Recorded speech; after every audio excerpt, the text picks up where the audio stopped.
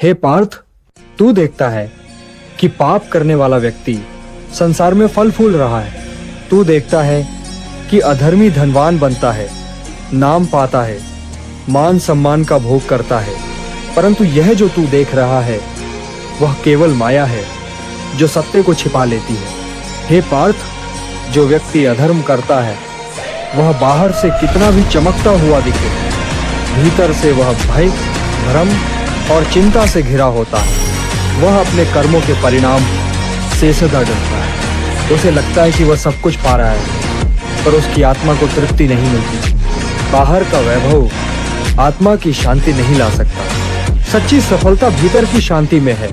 पापी व्यक्ति माया के पीछे भागता है, पर वह यह नहीं जानता कि माया उसे सत्य से दूर कर रही है।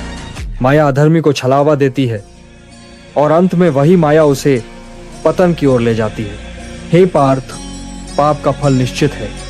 वह चाहे आज न मिले पर कल अवश्य मिलेगा। जैसे वटवृक्ष धीरे धीरे बढ़ता है, वैसे ही पाप का परिणाम भी धीरे धीरे आकार लेता है। वह दिन आता है जब अधर्मी का संपूर्ण वैभव, मान और सत्ता एक क्षण में नष्ट हो जाती है।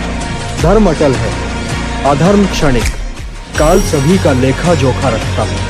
हे पार्थ, धार्मिक जीवन सरल नहीं है। तप, संयम, त्याग और कष्ट ये धर्म के साथी हैं, परंतु इनका फल अमृत के समान होता है। जो व्यक्ति धर्म का पालन करता है वह चाहे कष्ट में हो पर उसका अंत शुभ होता है।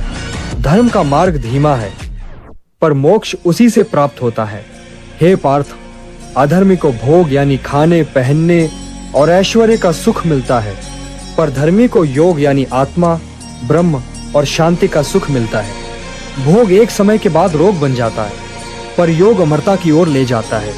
हे पार्थ, अधर्मी झूठ बोल सकता है, दिखावा कर सकता है, दान पुण्य का नाटक कर सकता है, वह समाज को धोखा दे सकता है, पर मुझे नहीं। मैं तो अंतर्यामी हूँ।